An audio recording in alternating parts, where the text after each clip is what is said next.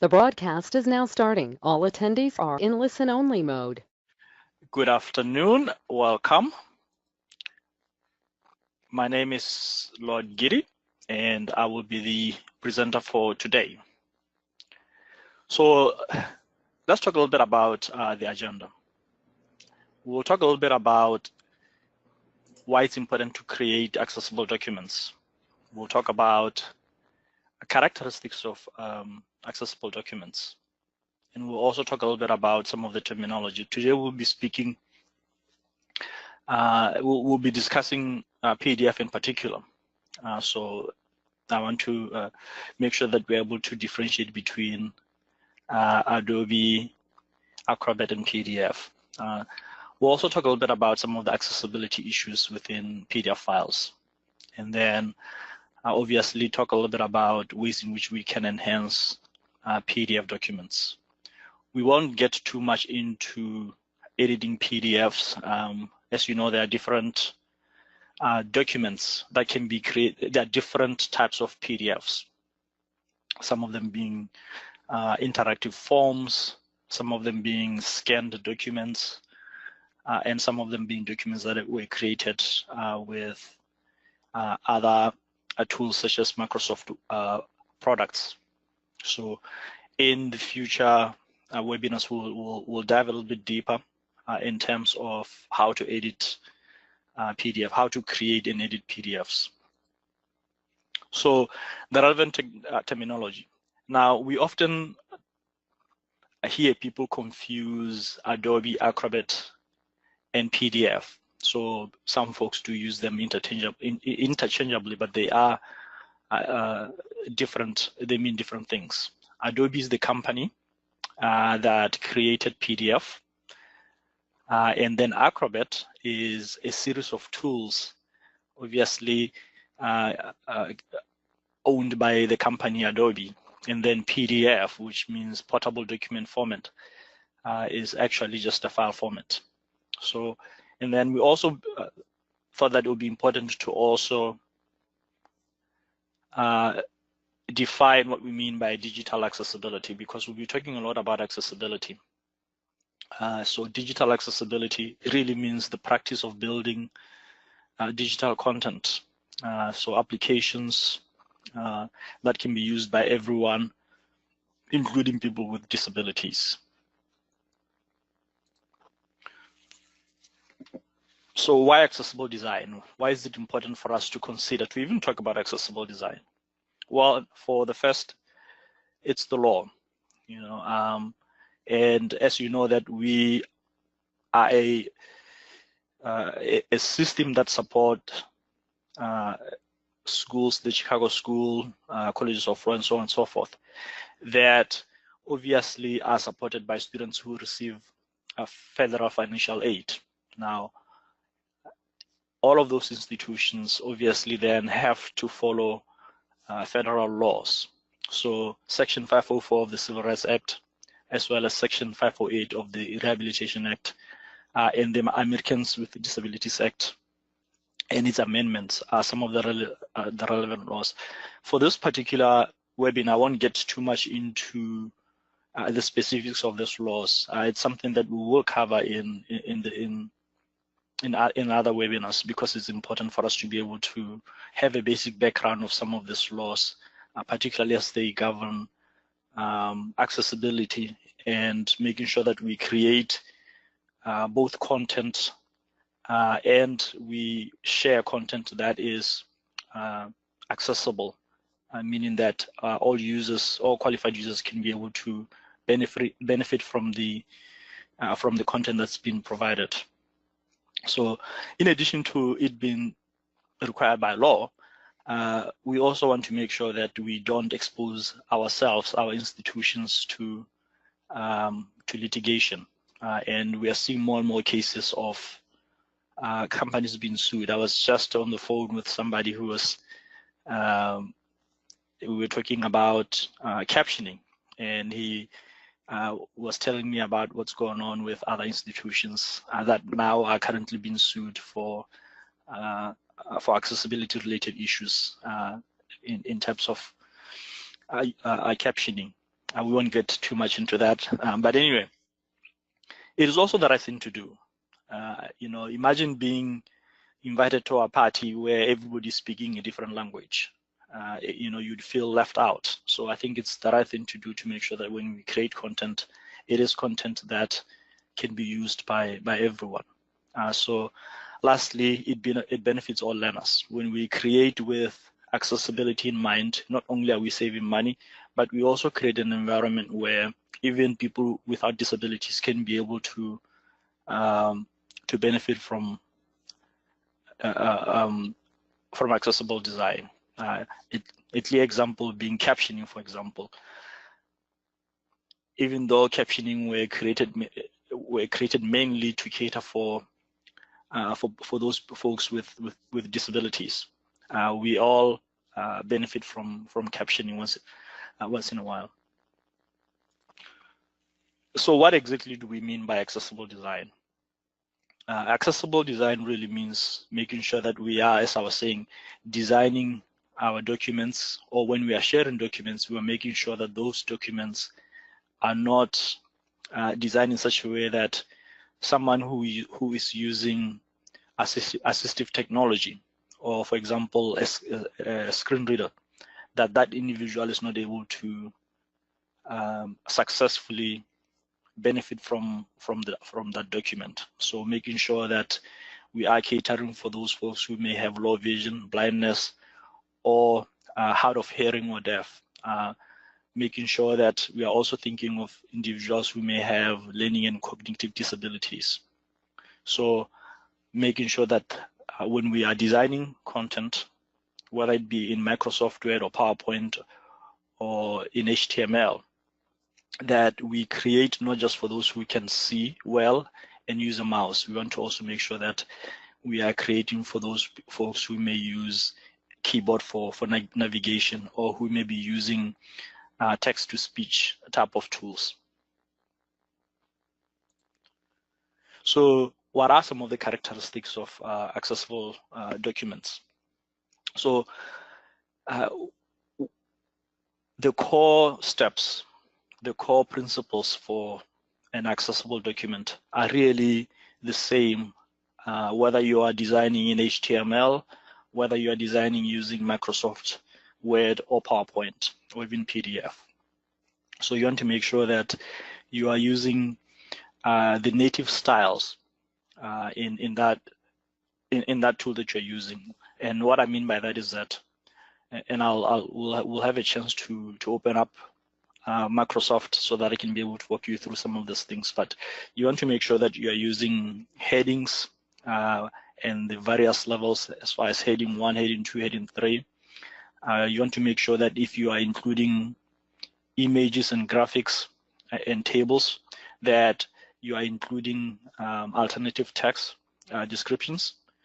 You want to make sure that when you are using tables for your document, that those tables are not complicated tables, but they are tables that are simple and easy to follow. And one way to be able to determine if you are using the table appropriately, when you can just use the tab function on your keyboard, just placed in one of the cells, and then press tab.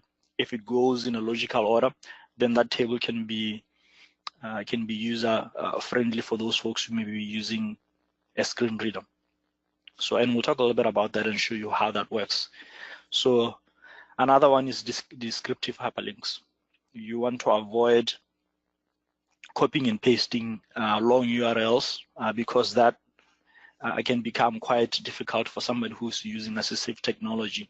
It will actually read the URL. So what you want to do is to be able to provide a descriptive hyperlink that can also provide context, so that when somebody's hovering by the hyperlink, then they can be able to know exactly what that hyperlinks will take them to. So lists, this means using bullet points and numbers that are native to Microsoft Word as an example. So you don't want to create your own style, which then can end up complicating the structure of the document. You also want to make sure that there's sufficient color contrast so that for those people who may be colorblind,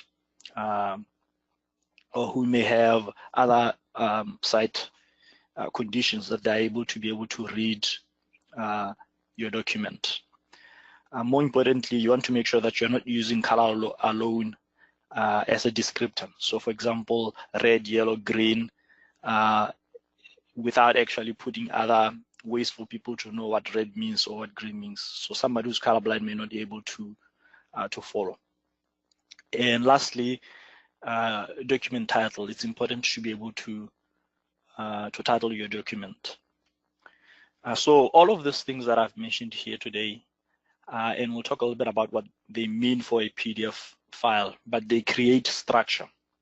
And structure is document structure is very important for someone who's using assistive technology. So I've also provided some of the resources that are provided by Microsoft. They have actually been doing a very good job in terms of their training on accessibility. We won't get too much into that, but as an example,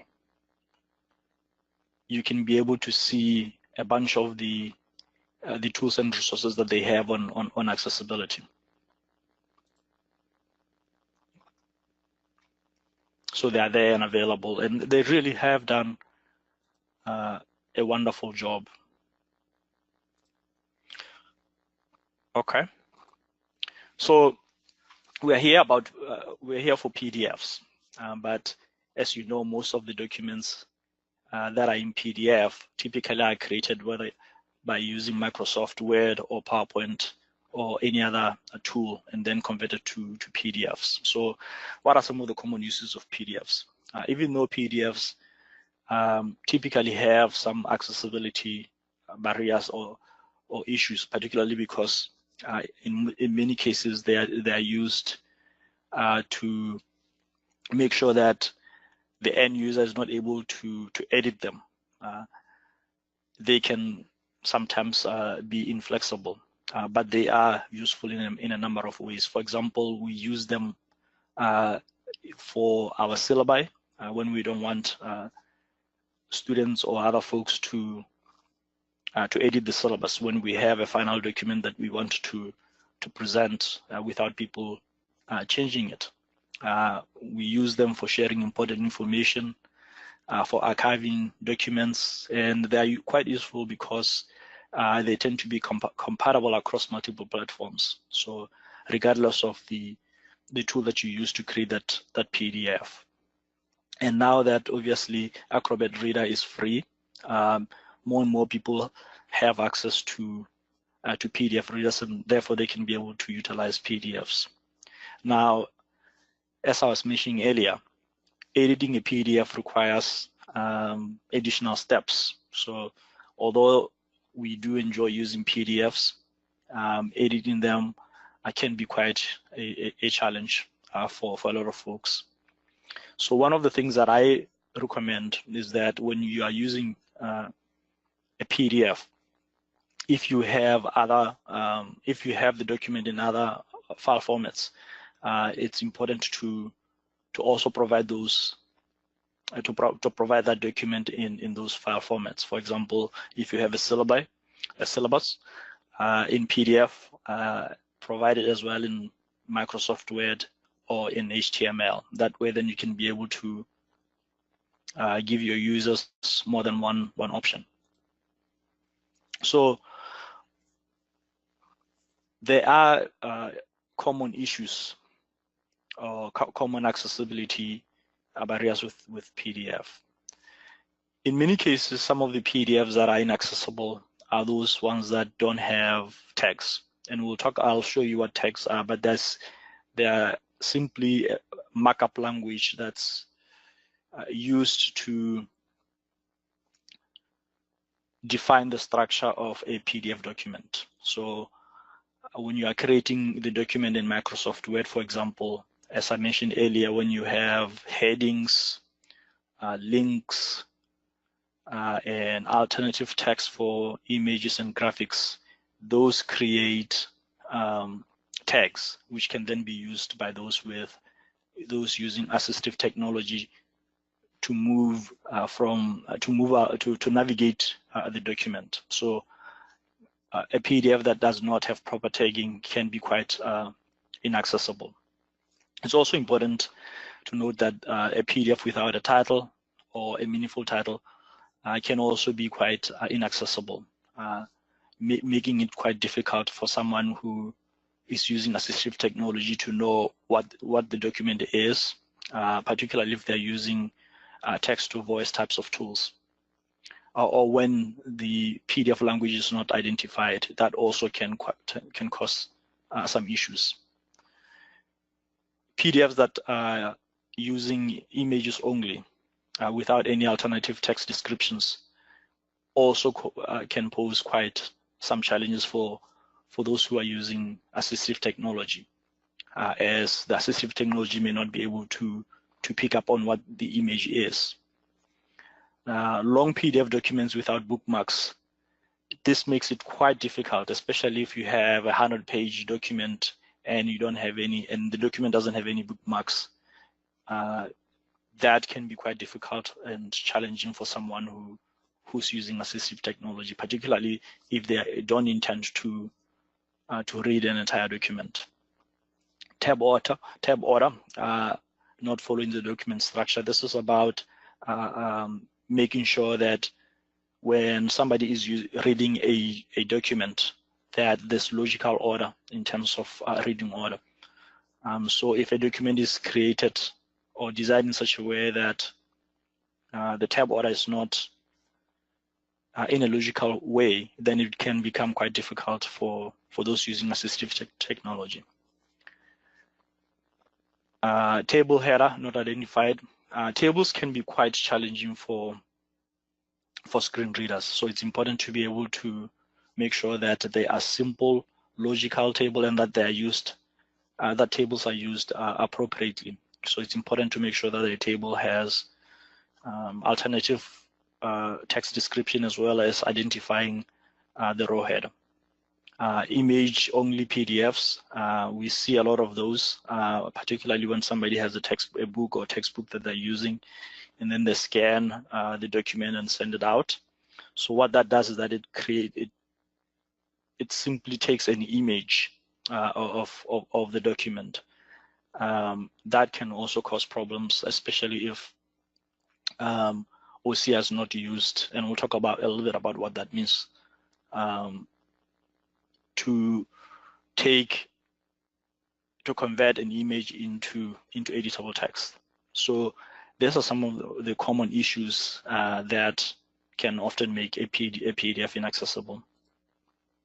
So briefly, this is similar to what you would also see in Word and PowerPoint, but you want to make sure that in terms of characteristics of accessible PDFs, obviously I talked a little bit about document structure, text, and proper read order.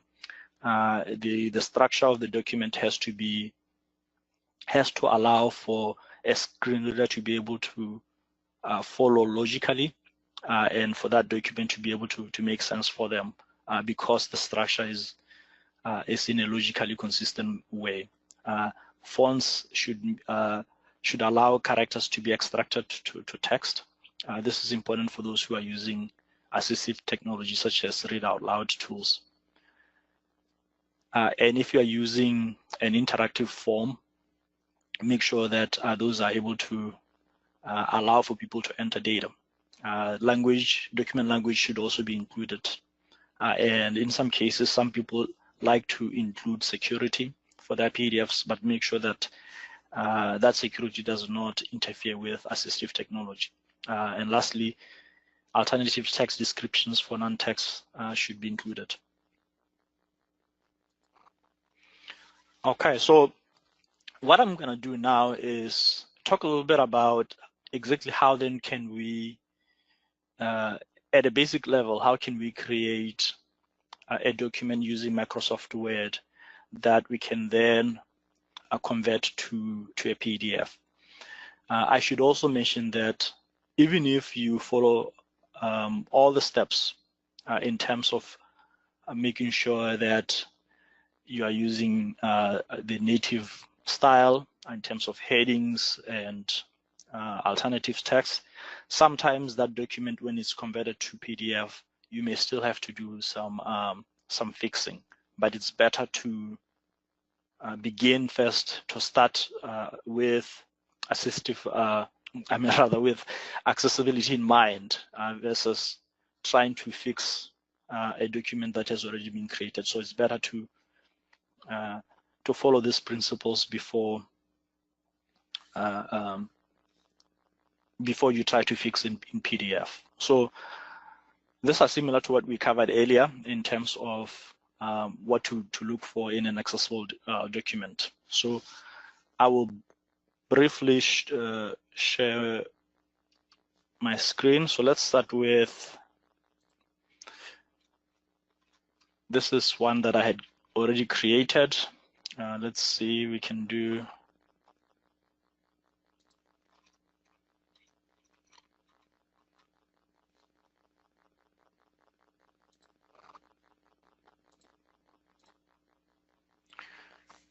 so this is just Microsoft Word. And as I was saying, the key is to make sure that when you are creating documents that you're using the native styles. So making sure that, for example, your headings are using the headings that are native to Microsoft. So instead of somebody saying, doing something like this and then bolding enlarged text and calling this a heading, it's not a heading because it will not create the tag or the structure that can then be useful for somebody who's using assistive technology. And then another thing, so instead of doing that, what you can do is just simply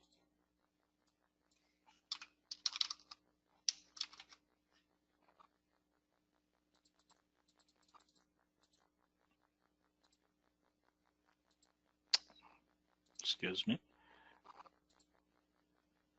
just simply use heading. So heading 1, and then you can also go ahead and add your text.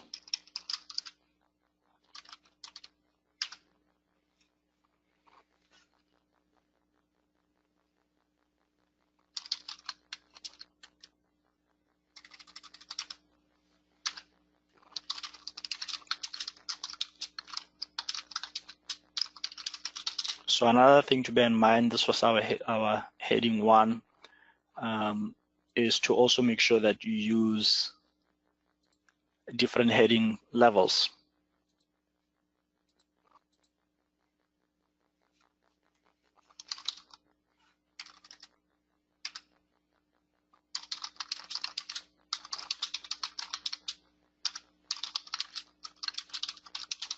Just as an example, another thing that's important to note is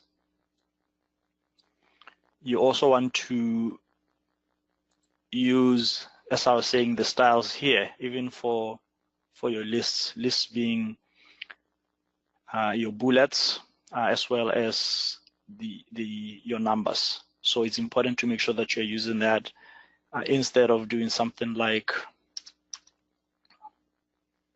using your keyboard, for example, or just creating your own custom lists or custom numbers, because when you do that, it doesn't create the necessary structure. I'll show one more other thing and then demonstrate using the document that I've already created. Another thing is we often have documents where we are adding images. So also what you want to make sure you do is that when you add an image, you're also using the native feature. So let's say we want an apple.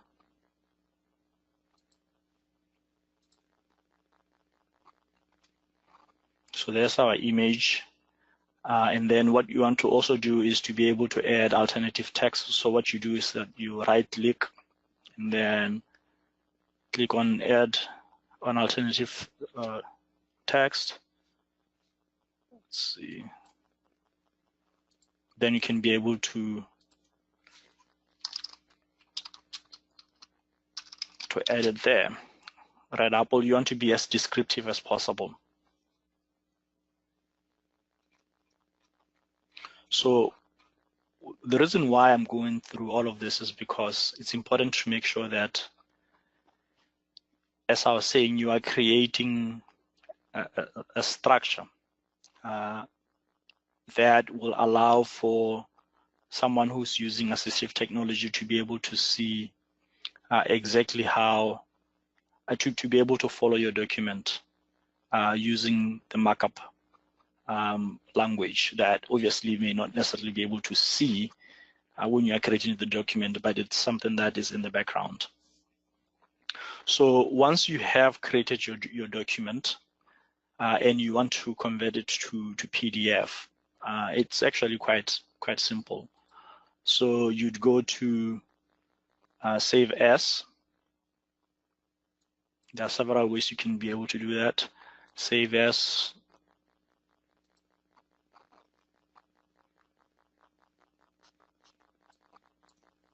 Excuse me. Save As.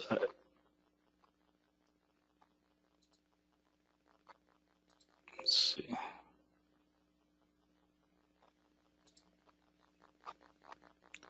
File. Save As. I don't know what it's doing.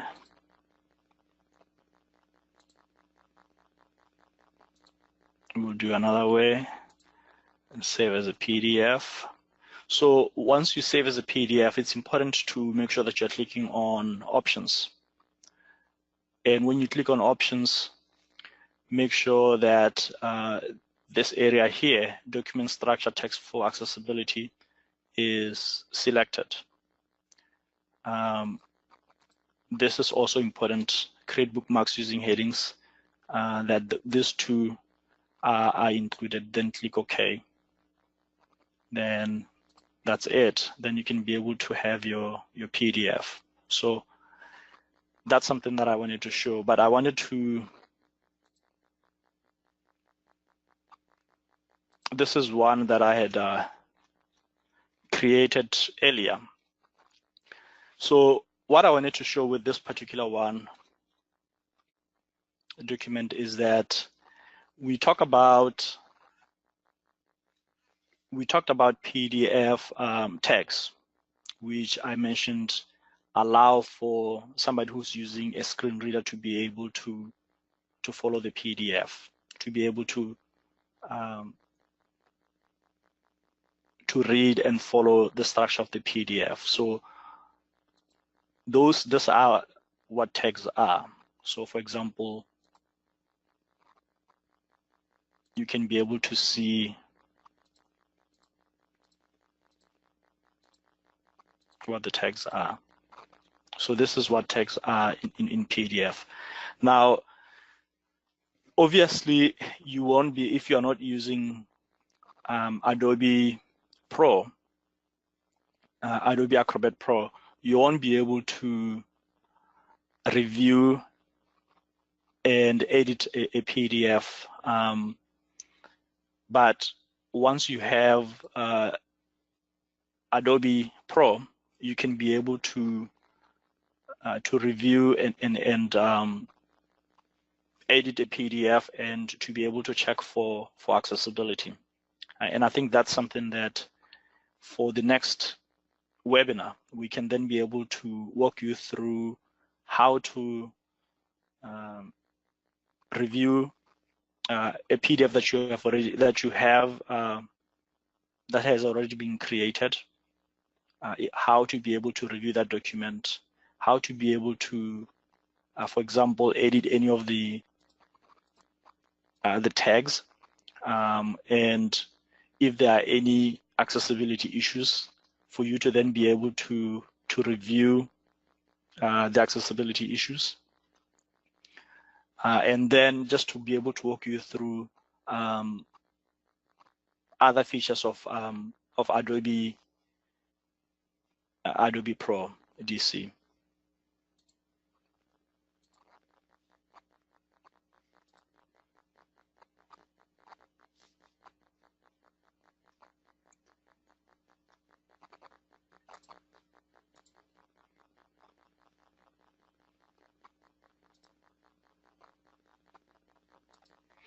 So one other thing that I wanted to also talk about, so what we went through was just an example of how you can be able to create an accessible document in Microsoft Word.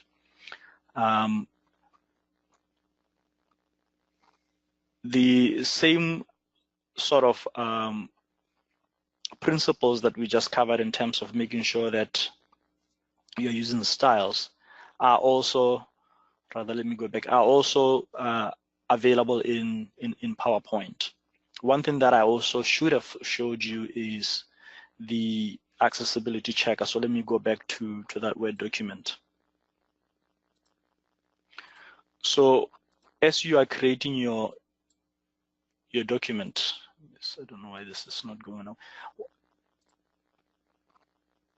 As you are creating your Word document, it's important to make sure that you check for accessibility, and the accessibility check is included in Microsoft Word as well as in PowerPoint and Excel.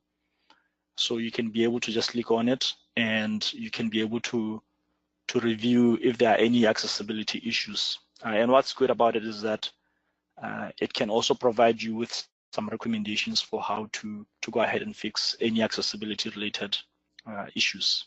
So that's important. Although the accessibility checker is not 100% accurate, so you may need to do some other work. And in March, we did another webinar focusing on accessibility for Microsoft Word and PowerPoint, and we should be able to provide you with a link to that webinar, because I think it will provide you with some of the basic principles for how to create accessible Word and PowerPoint. And then for today, really the idea was to be able to walk you through some of the accessibility issues in PDF. And at this point, it's very, very basic. We didn't want to go too much into some of the more complex things that we can talk about. But the key is to be able to know that after you have created your Word document or your PowerPoint, how then can you be able to save it into a PDF, and what should you select when you're saving it, so that you are including some of the accessibility texts that are important for those who are using assistive technology.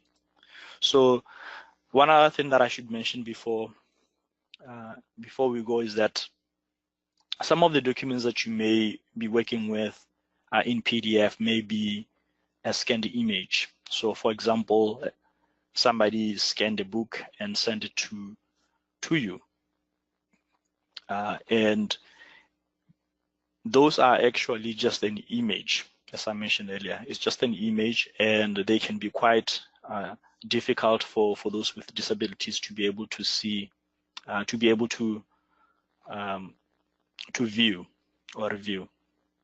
So the good news is that there are now tools that are available for converting the image to text.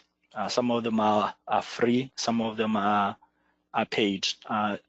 With Adobe Acrobat Pro DC, now this is something that's been that can be done automatically. And if you don't have Adobe Pro DC, but you simply just wanted a free tool that you can use, there are several ones that you can be able to use. I think one that I was able to find just for the purpose of this thing is called Fast OCR. I'm using Windows 10, and what I found about it is that it's actually quite useful. So you can be able to scan, for example, a document.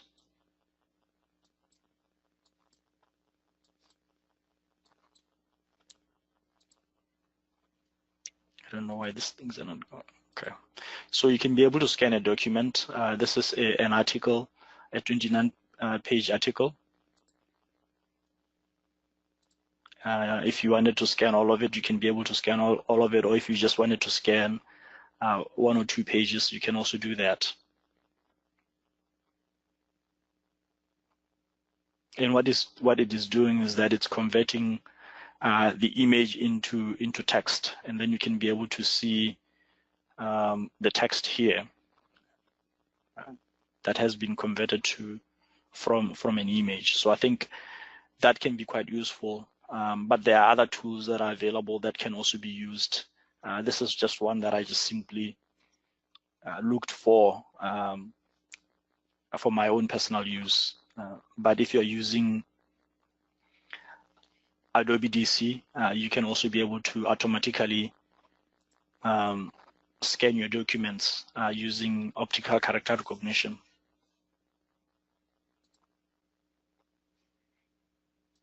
So in summary, what we really wanted to do was to talk about document accessibility and some of the principles for making sure that when we design, we're designing with accessibility in mind.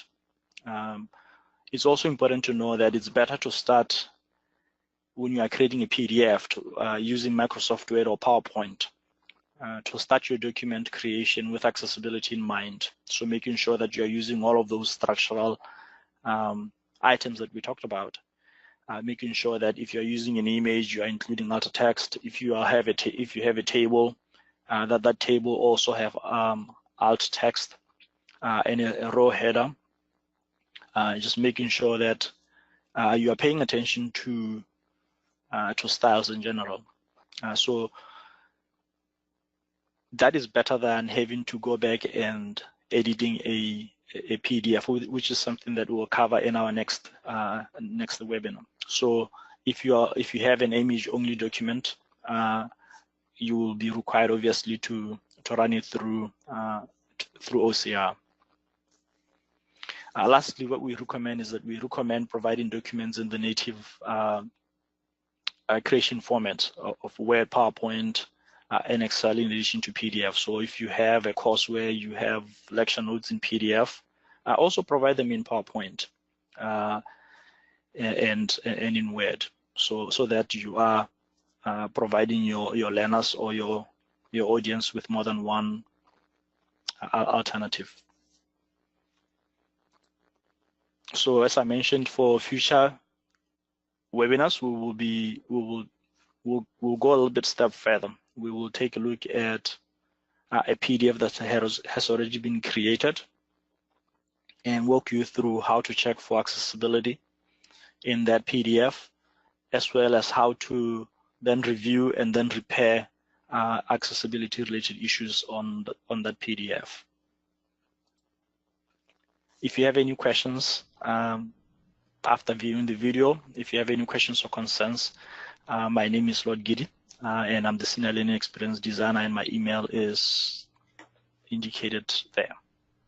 So thank you, and we've also included some useful resources that also provide additional insights.